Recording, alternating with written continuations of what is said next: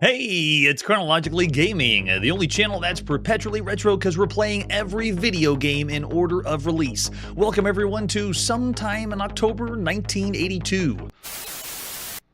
Yes, sir. What's your name, boy? Mayo. Zach Mayo, sir. And we were last on the console that everyone wants to play, the Atari 2600, or is it still the VCS? It's somewhere in between 2600 and VCS right now. And we were rocking out to Snake, even though it is just, it's not really that good of a game. Let's see what our next game is. Let's brighten our video game future by going on the Commodore 64. That's right, if William Shatner is advertising for it, this computer cannot be bad. This is Star Post, and this episode is so fitting that William Shatner showed up to show us the Commodore 64. This is the first time we've ever seen Star Post, and this is our 393rd game we played on the Commodore VIC-20. Yes, this little computer has 393 games that are out there. And here's Star Post. Oh man, look, another box that's ripping off either Star Wars or Star Trek. And everyone place your bets. What ship does that look like? You're alone on a starship outpost in a remote sector of our galaxy. Can you meet the challenge? Can you protect the Star Post from waves of invaders hurtling themselves at you from 8 different attack sectors? With 3 degrees of difficulty and 99 levels of 99 levels? That's impressive. Star Post is a must for space game players of all ages. And we are space game players. No accessories required. Well, I mean, we need to have some controller or joystick, right? What other artwork do we have for Star Post? This is also available on the Commodore 64, and we're going to see that in 1983. So it's not only on the VIC-20, but right now, this is the only way you can play it. And there's our cartridge we're going to pop into the Commodore 64 and play with an example of the screenshot. That's right, Manly. X-Wing! I love how many Millennium Falcons we've seen. I wonder if someone can mark how many Millennium Falcons we've seen on the show. X-Wings, though, we still see quite a bit of those. We have the manual as well. Here's how you load Star Post. We already know how to that, and as usual, you have to adjust the screen on the Commodore VIC-20 for some reason and eliminate screen flicker. I'm not sure why. Someone can explain in the chat. You're the lone defender of a starship outpost in a remote sector of the galaxy. You have to defend against the super alien, which disrupts your view screen as it spirals its way towards your star post. There's 3 different game versions. They got beginner, advanced, and hyper. You maneuver your laser cannon in a circular or back and forth motion, firing at aliens. So that should come into play when we start the game up. Now, you can withstand 7 alien hits per level of play, and the level resets back to 0 if you die, so you better be pretty good. It explains what the difference is between beginner, advanced, and hyper version, and the controls are really nice. On the Commodore VIC-20, this works with the joystick or the paddle or the keyboard. Very, very nice. So there's what the controls are for us. We have 3 different fire modes. Oh yeah, what's the super zap? I need to know that. It's super zap is pull the joystick toward us. Okay, good. And then you have a fire mode too. So I'll explain once we get the game going. So let's pop in that cartridge and play some Star Post. This is by Commodore Electronics at sometime in October 1982. The 10th game we've played by Commodore Electronics. Ooh, fancy flash screen. I like it. No, I don't think so, Hunter. This is a totally different one. Yes, welcome to Retro Monday, everyone. On the Commodore 64, we can go right in, start, or delay. I wonder if it does an attract mode. Yeah, it does. Nice. It goes into an autoplay mode. So I'll explain a little bit while it's doing the autoplay. This is the game, what you're seeing right here. You're essentially trying to destroy all the things that are flying at the center cylinder. But the way it's controlled is really simple, or really similar to Tempest, where you're having to roll yourself around. Notice the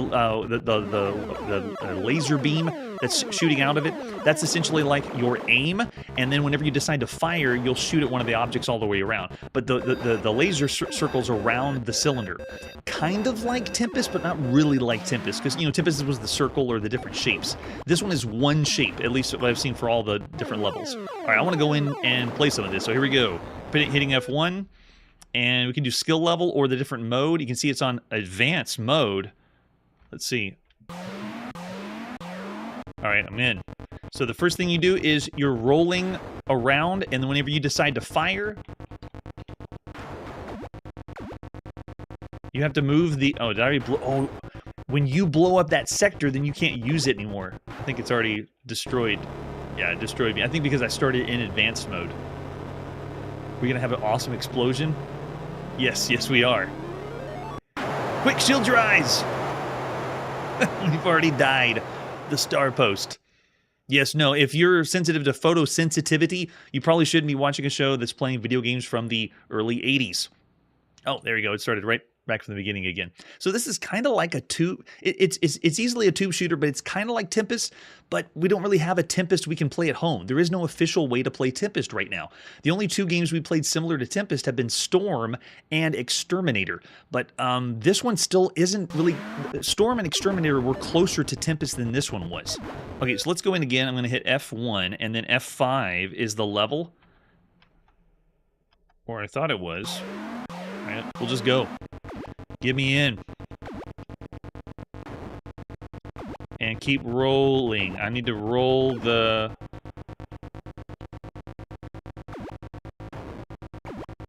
I wonder if it's because it's not utilizing the... Or it's trying to utilize a different controller, because on my playtest, the joystick was allowing me to roll around and do the firing. Oh gosh, here it comes again. And we are destroyed. Game over. It's really not brutally difficult. I think it's because you have to have the right controller plugged in. It's pretty rare to see a Commodore VIC-20 game where you can have multiple controls, joystick, paddle, or go for keyboard. All right, so let's try this again with F1 to start. And go.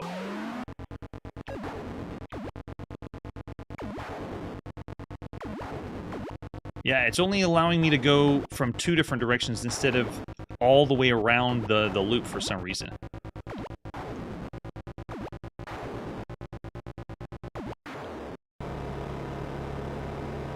Because every sector that flies in, you have to defend that, and then when you blow up that sector, then you can't fire from that one. So it's like playing Tempest, but every time an alien takes over one area, then you can't fire from that area. It reminds me of the later levels of Tempest. You know, whenever the enemies start jumping or hopping around the outside. Very, very difficult.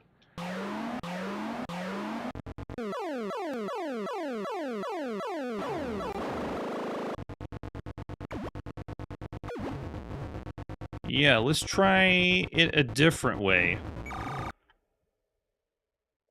Or maybe I'll do a reset, because I think I did advanced mode, and advanced mode might enable the paddle control.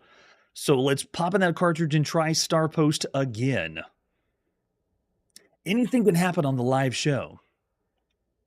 All right, so I'm going to try it again, just using the joystick to go. There we go. That's it. Okay, we started off at level 1. Now we're in. It's working. So every time the enemies are getting closer and closer, you need to roll the laser beam around and then fire your shot. Now we're cooking. So very much defending the star post, getting the laser to go all the way around the outside, and whenever you complete a stage, you get flashing lights, and then you move on to the next level. Oh, they got a piece of me. That's the one you got to watch out for, though. The really, really fast incoming is the one that makes the screen flash all completely. It's very, very jarring. Oh, that takes 2 hits. Okay, so we do have an enemy that takes 2 different hits, and the rest of them just take single hits to go. All right, doing a great job defending now.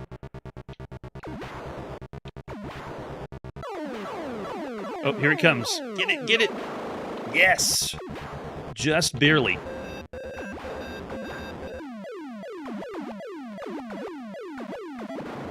No, I missed him. But still, we're doing pretty good. Level 3 is still on. It's going to change the color on the outside, but what you're seeing here is the game itself. Oh.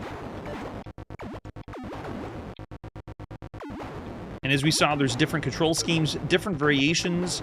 Not too many variations. We've seen some more games on the Commodore VIC-20 with more to offer. And this one's still allowing me to shoot even though the section is blown away. I'm impressed that the Commodore VIC-20 is doing these pseudo 3D geometric shapes that are flying around. It is very, very futuristic and very different than what we usually see. All right, we're doing all right. There we go, nice. Moved on to level 4. And it just gets more and more intense.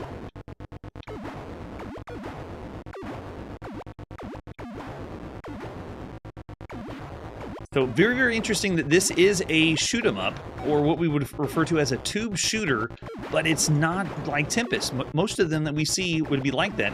But I have to remind everyone, there's no official way to play Tempest at home. There's only the 2 other examples that we played here on the show, and so this is kind of a rare shooter if you want to play something similar or close to Tempest. And having the different control schemes bumps this up a notch. It's great. Yeah, it is a little like Command Shooter if you were playing Missile Command. But once you have the right controller plugged in, then it works great. But oh my gosh, look at the insanity. And, oh, we got a really lucky shot there. Oh, that was 2 on the top right. But then it turns into, you know, really defending your base with as much as happening. Yes, and you can do that. The supercharge. And blow the whole screen up. Like that. Sweet.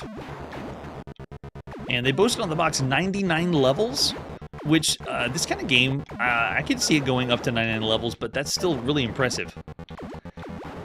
We're not going to see all 99 levels here on the show, but it's great. Yeah.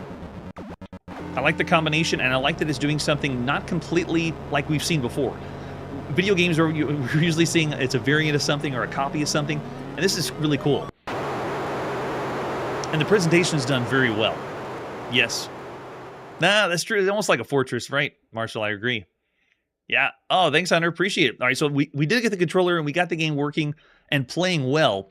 The different kinds of controllers that work on this bumps this up a notch. So I'd say of all the games we could play right now on any home computer, this is excellent. This is not your average game. This would be, I would say, starting at 3.5 stars and then going up from there. So if you have the ability to switch controllers out, and you also are able to play a game that is not quite like anything out there, it's a newer concept because it's blending a few things together. I actually want to go one step above because of the controller interface. Yeah, I'm seeing some 4s, some 3.5s over in the chat. Thanks so much for sending your ratings in. We're rating all the games based on what you would play right now or what's available right now across all home computers.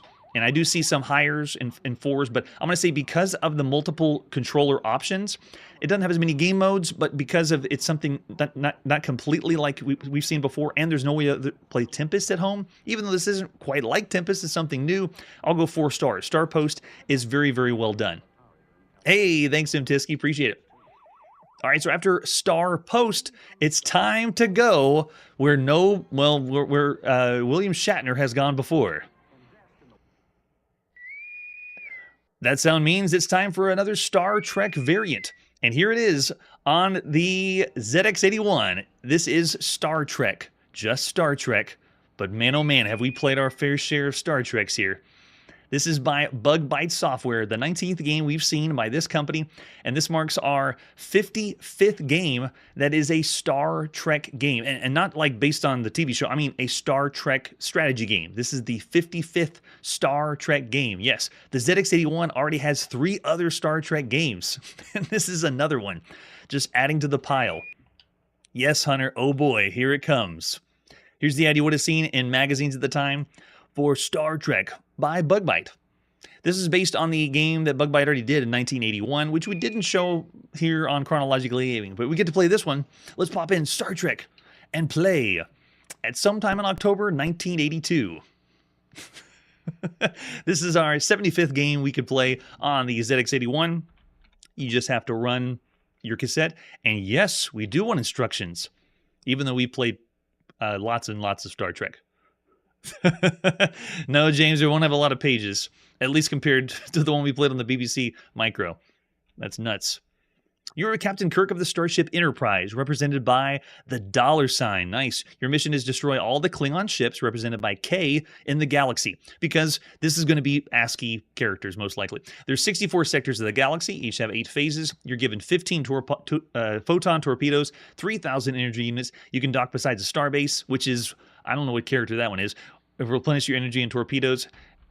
And it's Star Trek games. Here's our commands: the helm, long-range scan, phasers, photon torpedoes, shields, instruments, and resignation. We can just quit the game?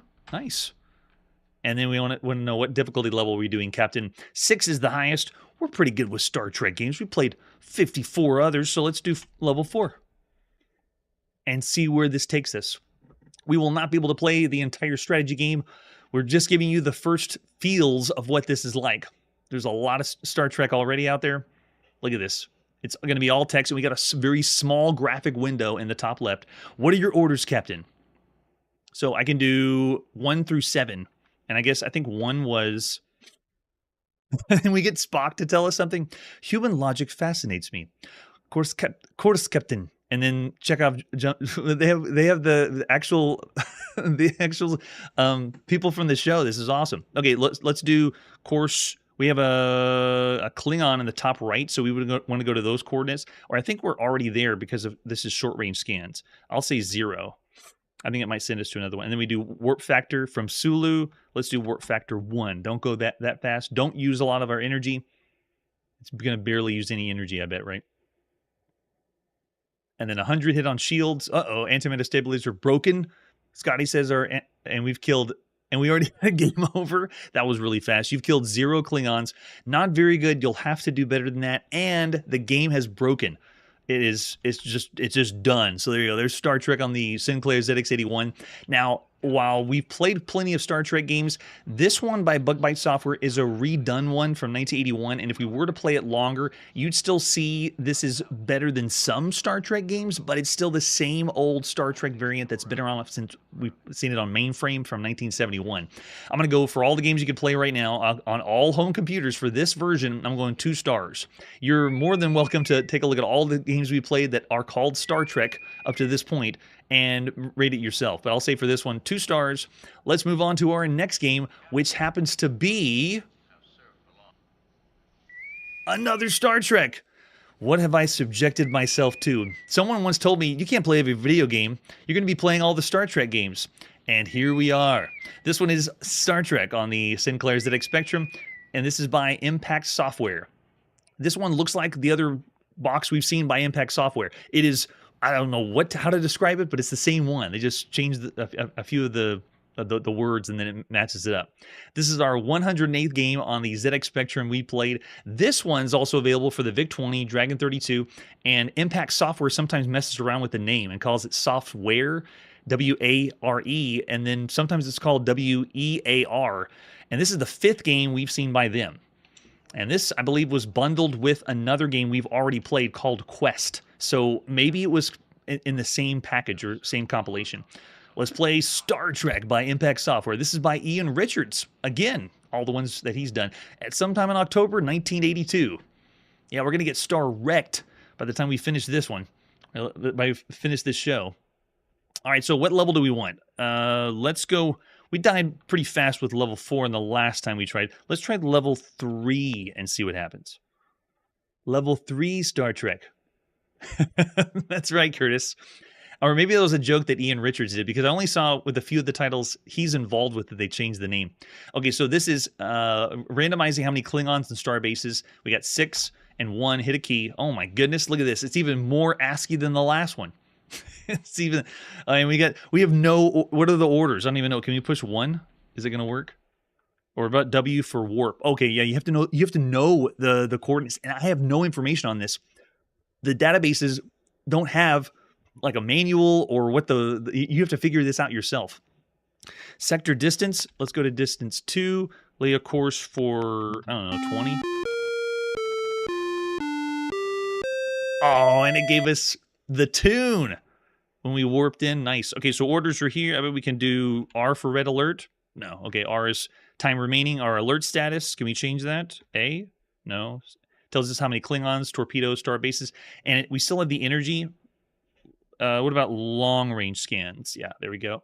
So here you can get your long range scan. So we're fairly familiar here on the show how to play a Star Trek strategy game. This one right here is limited. And now, when I say that, since the beginning of Star Trek strategy games, they've added little things here and there, like either special features or different graphic details or different, like one of them had special photon torpedoes that would blow up a whole sector if you wanted to. Things like that. This one is bare bones. This Star Trek is like if you were going to play the one from 1971, like the mainframe version. It is so limited. Oh, that's a good point. Does question mark give us anything? And no, it does not. We can't get any help from question mark. You just have to know. And I think it's using the same commands that if you were to play it on mainframe. Yeah, maybe everything was done on the tune, Marshall. I would think so, because we haven't heard. Well, we've heard a few Star Trek ditties here and there, but it was fairly nice hearing that. But it's not enough to bring this one up compared to all the other games you could be playing across all home computers. I'm going to bring this one down. This is a 1.5-star game. It's bad. Of all the games you could be playing across all home computers, there's better games and better Star Treks that you could be playing out there. Yeah. All right, so besides this is one of the versions, but we also have this version. Our next one is Star Trek, the same version, but for the Dragon 32. This one we have a little bit of artwork, at least more than we did on the Sinclair ZX Spectrum. All right, so this is the 57th Star Trek variant we've played on the show. I'm pretty sure it's still just as limited as the previous version. Let's check out the box. There, Impact Software. Ooh. We got Star Trek on the front. And I must remind everybody, these Star Trek games, these are not endorsed or licensed by Star Trek. Oh no. Someone just decided to make a Star Trek game on mainframe as a strategy game, and then everybody, 57 so far games, are all Star Trek, but has nothing to do with, like, official Star Trek titles. At least the box looks pretty good on the Dragon. Do we have anything else? Oh yeah, we have the cassette, and oh my goodness, the black mold returns. The 80s black mold. Everyone watch yourself. It's out there. And for this one, we do have an inside sleeve that we can get some information on how the game works. So this one is the 30th game we've played on the Dragon 32, our 57th Star Trek game. And this one is a standalone title. The cassette was all by itself. That's right, Hunter. We are in the Wild West. Anyone can do whatever they want right now, which kind of makes it fun. So the object of the game is search each sector of the galaxy for Klingons and destroy them. There's our long-range scan for L, galaxy map, warp, report. That's what I did. I tried doing R for red alert, and that was report. Then S for short-range scan. So it's pretty much the same codes we've seen for other Star Trek games. Oh, it does have question marks. Oh, where we need to be and investigate different things. We have a typical scan that shows you where things are, and every number represents something else. And then warp drive explains how warp drive works right here. And then photon torpedoes, which I believe I can switch myself. There we go. So you can see if you wanted to pause the screen and play Star Trek by Impact Software for the Dragon 32, there you go. You're all set. All right, here we go. Against my better judgment, we're going to play Star Trek on the Dragon 32 at sometime in October 1982. And I gave Ian Richards the credit for this one because I'm pretty sure it's the exact same, but just ported over by him. Is this basic? And it is. Yes. Run it. Enter a difficulty level. Let's go straight to hard and die fast. Playing Star Trek. Yes, bask in that green glow. The Dragon 32. Now, I'm curious. I don't think this version, because we've already played Star Trek for the TRS-80 color computer, but this one, I don't think this version was on the color computer. You've been chosen as the only person capable of completing this hazardous mission. They picked the wrong person. You have 32 star dates to hunt down 17 Klingons who are terrorizing the galaxy. To help you, you have 5 star bases. Thanks. That's helpful. Yeah, because it's simple. There's not a lot of fast-moving objects. Basic would make sense, right? Oh man, it's going to take a while to load too. At least we have something involving like graphics. It's not using straight text graphics. Anything? Oh, there we go. Orders. Okay, orders are, give me a report. There's a start date, status, alert status is 0. All right, so let's go warp to, I want to go to 30, and course laid out, do it again, 20. Yeah, we get the same ditty that we got on the ZX Spectrum. Nice. So once we reach a course, we can do our short range scan, but it's not showing anything right now. Usually this, we do a long-range scan. It tells you some information. Then whenever you get there, you can actually see from this very small view window. It's like the Star Trek's, the Enterprise's budget is just really, really bad right now, and we have to have a small view screen. Captain Kirk has to squint to see it. Thanks, Tim Tiski. I appreciate it. All right, so after that, there shouldn't be any more Star Trek games in October 1982, right? Oh, man. If only. After Star Trek and Impact Software, our next game is Star Trek again for the ZX Spectrum. I feel like this is painful chronologically gaming. This one's by Microgen. Let's check out the Microgen Star Trek. Everyone and their mom wants to make Star Trek for home computers.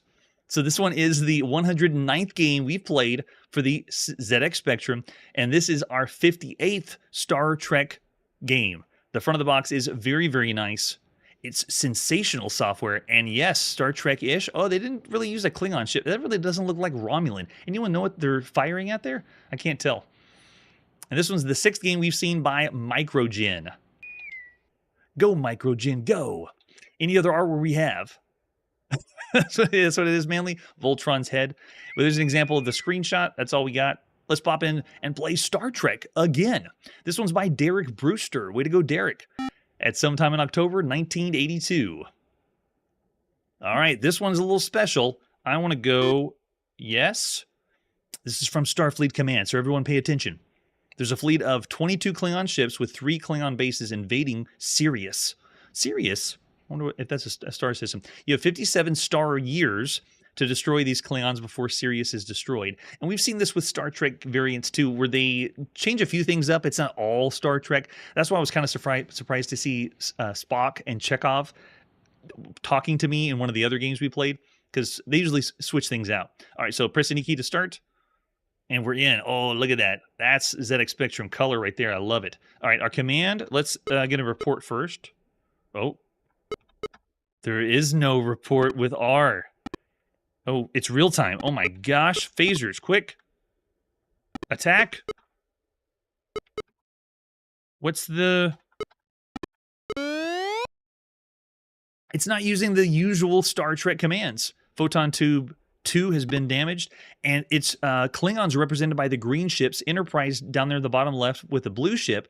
So we've seen real-time Star Trek variants too, but very, very cool. But it's not using the usual... and it's not using... Can we do help? Klingon ship destroyed at 2-3 by... What? Did everyone see this? The Klingon ship destroyed itself? Thanks. Maybe this is the helpful Klingons, because they know we are completely inept at controlling the Enterprise right now. I'm flabbergasted. So if it's not commands with letters, usually it's commands with numbers. This one does not have that. Microgen does it, and we don't have an inside sleeve or any artwork that'll tell us how to play the game. It's another one lost to time, but there you go.